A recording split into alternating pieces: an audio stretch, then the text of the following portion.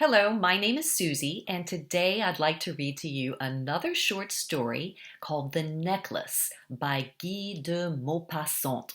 Now, Maupassant was a leading French author in the 19th century and was considered one of the masters of the short story.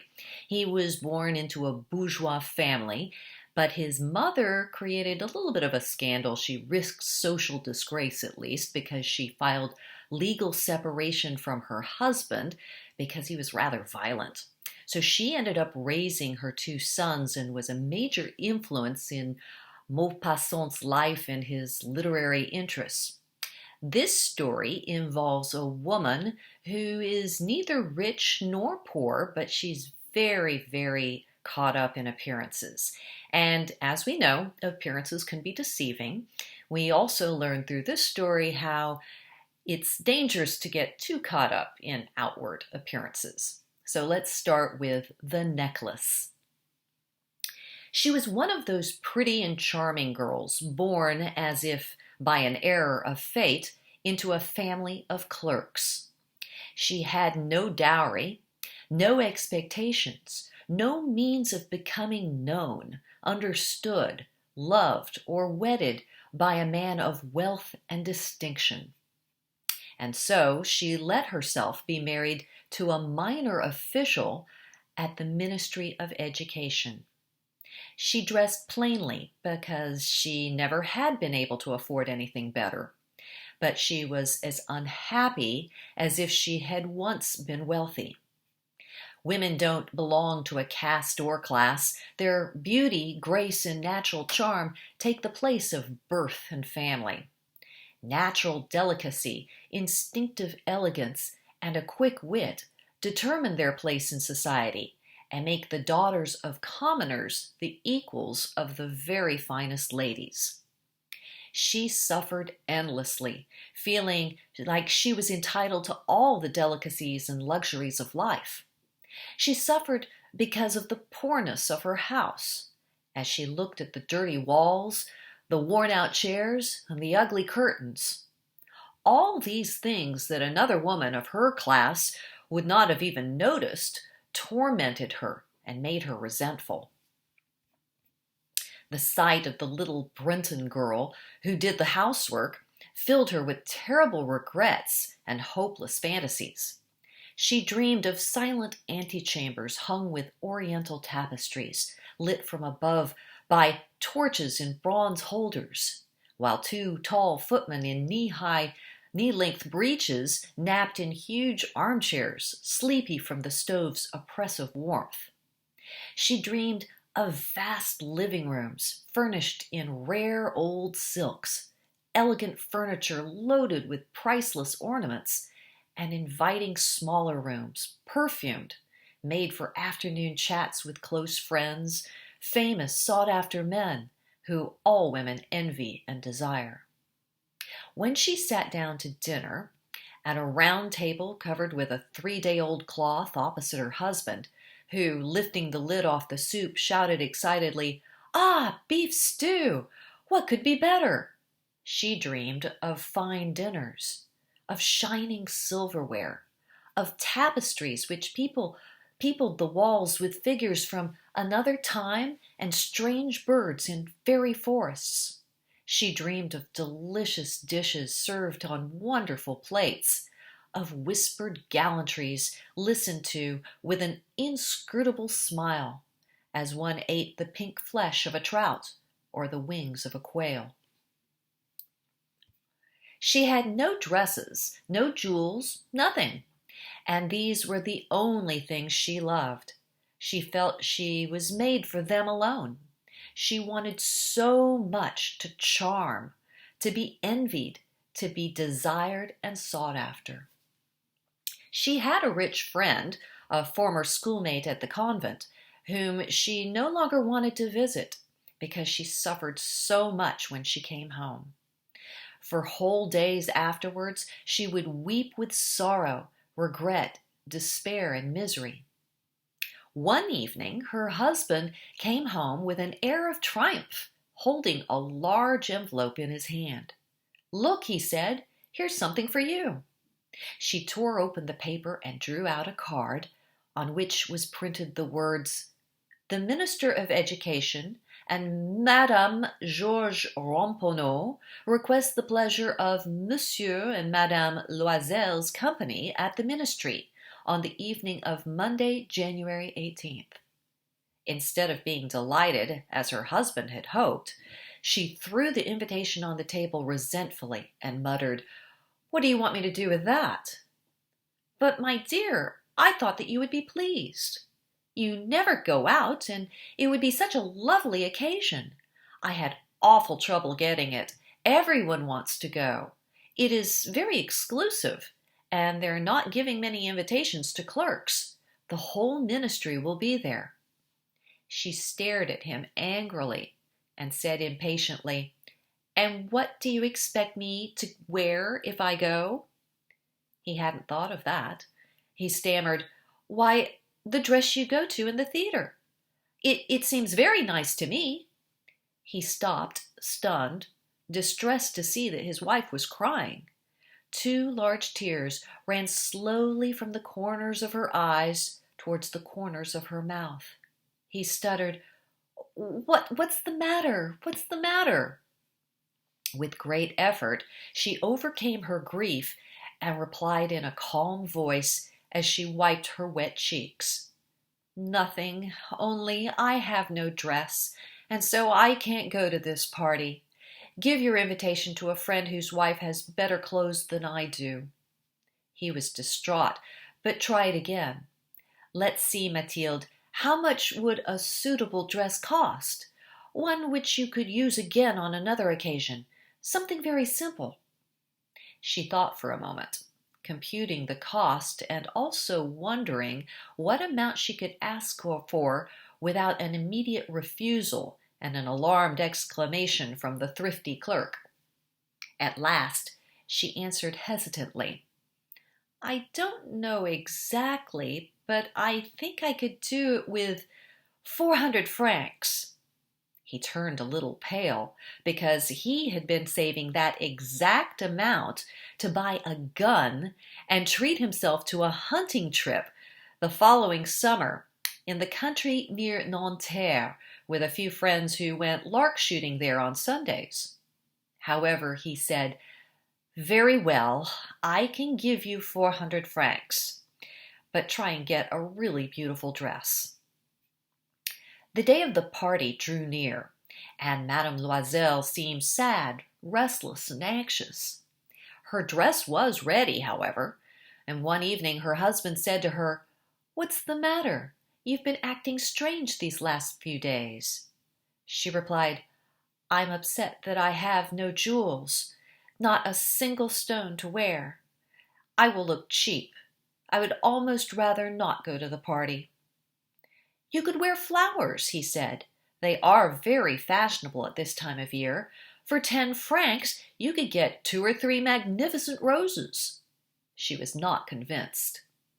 "No, there is nothing more humiliating than looking poor in the middle of a lot of rich women." "How stupid you are," her husband cried.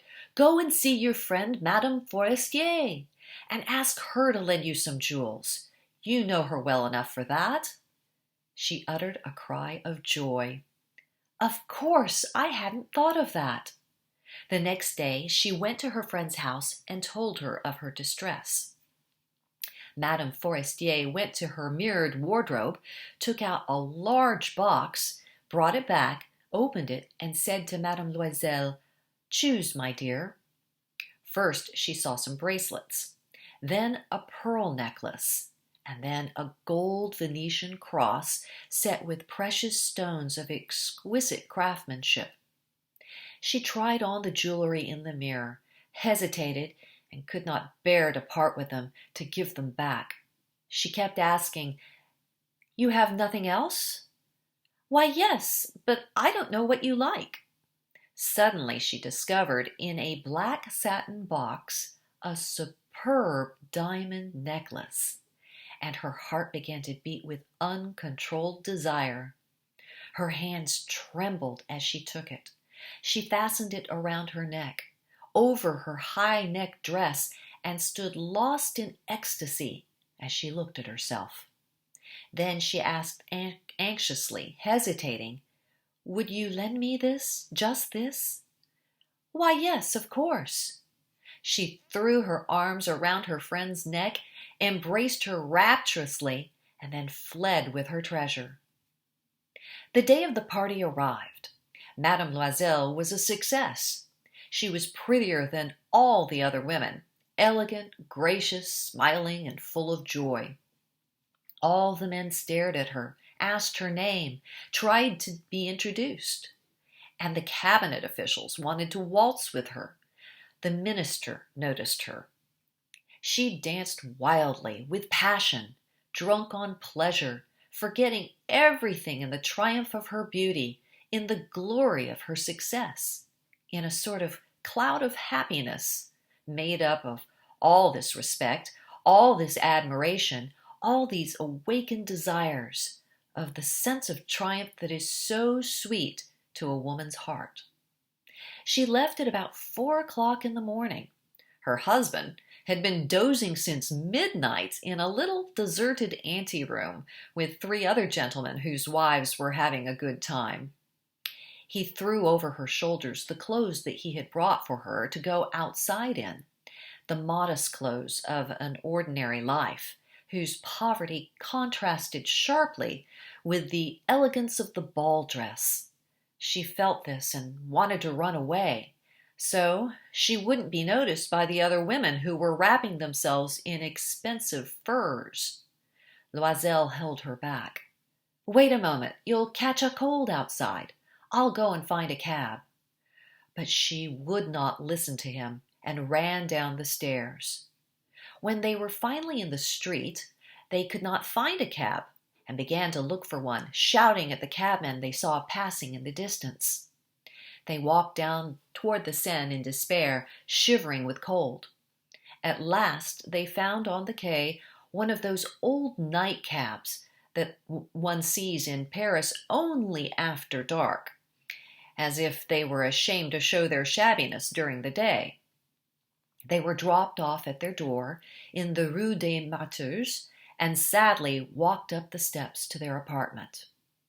It was all over for her, and he was remembering that he had to be back at the office at 10 o'clock. In front of the mirror, she took off her clothes around her shoulders, taking a final look at herself in all her glory. But suddenly she uttered a cry. She no longer had the necklace around her neck. "What is the matter?" asked her husband, already half undressed. She turned towards him, panic-stricken. I no longer have Madame Forestier's necklace." He stood up, distraught. "What? How? That's impossible." They looked in the folds of her dress, in the folds of her cloak, in her pockets, everywhere, but they could not find it. "Are you sure you still had it on when you left the ball?" he asked. "Yes, I touched it in the hall at the ministry." "But if you had lost it on the street, we would have heard it fall." "It must be in the cab." "Yes, that's probably it. Did you take his number?" "No. And you didn't notice it?" "No." They stared at each other, stunned. At last Loisel put his clothes on again. "I'm going back," he said, "over the whole route that we walked, to see if I can find it." He left, and she remained in her ball dress all evening, without the strength to go to bed, sitting on a chair with no fire, her mind blank. Her husband returned at about 7 o'clock. He had found nothing. He went to the police, to the newspapers to offer a reward, to the cab companies. Everywhere the tiniest glimmer of hope led him. She waited all day in the same state of blank despair from before this frightful disaster. Loisel returned in the evening, a hollow, pale figure. He had found nothing. "You must write to your friend," he said. "Tell her you have broken the clasp of her necklace and that you are having it mended. It will give us time to look some more." She wrote as he dictated. At the end of 1 week, they had lost all hope, and Loisel, who had aged 5 years, declared, "We must consider how to replace the necklace." The next day, they took the box, which had held it, and went to the jeweler whose name they had found inside. He consulted his books. "It was not I, madame, who sold the necklace. I must simply have supplied the case." And so they went from jeweler to jeweler, looking for a necklace like the other one, consulting their memories, both sick with grief and anguish. In a shop at the Palais Royal, they found a string of diamonds which seemed to be exactly what they were looking for. It was worth 40,000 francs. They could have it for 36,000 francs. So they begged the jeweler not to sell it for 3 days, and they made an arrangement that he would take it back for 34,000 francs if the other necklace was found before the end of February. Loisel had 18,000 francs, which his father had left him. He would borrow the rest. And he did borrow, asking for 1,000 francs from one man, 500 from another, 5 louis here, 5 louis there, 3 louis there, and he gave notes, made ruinous agreements, dealt with usurers, with every type of money lender. He compromised the rest of his life, risked signing notes without knowing if he could even honor them, and terrified by the anguish still to come, by the black misery about to befall him, by the prospect of every physical privation and every moral torture he was about to suffer, he went to get the new necklace and laid down on the jeweler's counter 36,000 francs. When Madame Loisel took the necklace back, Madame Forestier said coldly, "You should have returned it sooner. I might have needed it." To the relief of her friend, she did not open the case. If she had detected the substitution, what would she have thought? What would she have said? Would she have taken her friend for a thief? From then on, Madame Loisel knew the horrible life of the very poor. But she played her part heroically. The dreadful debt must be paid, and she would pay it. They dismissed their maid. They changed their lodgings. They rented a garret under the roof. She came to know the drudgery of housework, the odious labors of the kitchen. She washed the dishes, staining her rosy nails on greasy pots and the bottoms of pans. She washed the dirty linen, the shirts and the dishcloths which she hung to dry on a line. She carried the garbage down to the street every morning and carried up the water, stopping at each landing to catch her breath. And, dressed like a commoner, she went to the fruiterers, the grocers, the butchers, her basket on her arm, and bargaining, insulted, fighting over every miserable sou. Each month they had to pay some notes, renew others, and get more time. Her husband worked every evening, doing accounts for a tradesman, and often late into the night he sat copying a manuscript at 5 sous a page. And this life lasted 10 years. At the end of the 10 years, they had paid off everything at usurers' rates, and with the accumulations of compound interest. Madame Loisel looked old now. She had become strong, hard, and rough, like all women of impoverished households. With hair half-combed, with skirts awry and reddened hands, she talked loudly as she washed the floor with great swishes of water.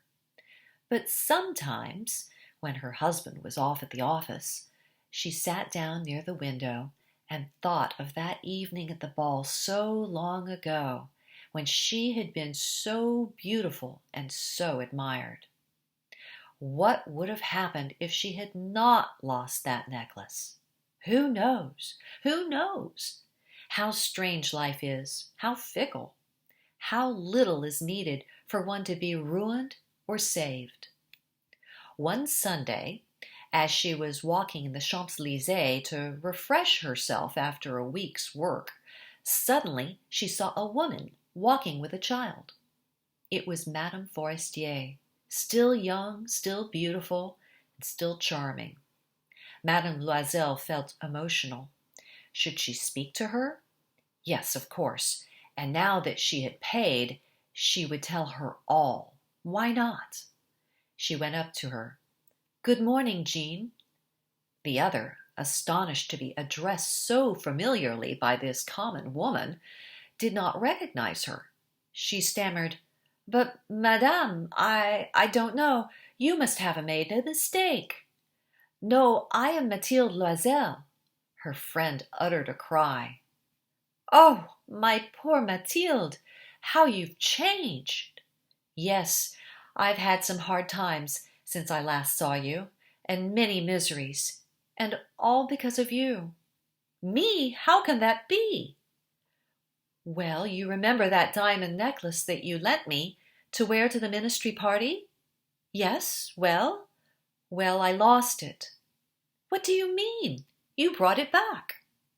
I brought you back another exactly like it, and it has taken us 10 years to pay for it. It wasn't easy for us. We had very little, but at last it is over, and I am very glad. Madame Forestier was stunned. You say that you bought a diamond necklace to replace mine? Yes, you didn't notice then. They were very similar. And she smiled with proud and innocent pleasure. Madame Forestier, deeply moved, took both of her hands. Oh, my poor Mathilde! Mine was an imitation. It was worth 500 francs at most. And that is the end of our story. So, as you see, appearances can be deceiving, and worrying too much about appearances can ruin your happiness. So I hope to read to you again sometime soon. Have a good day.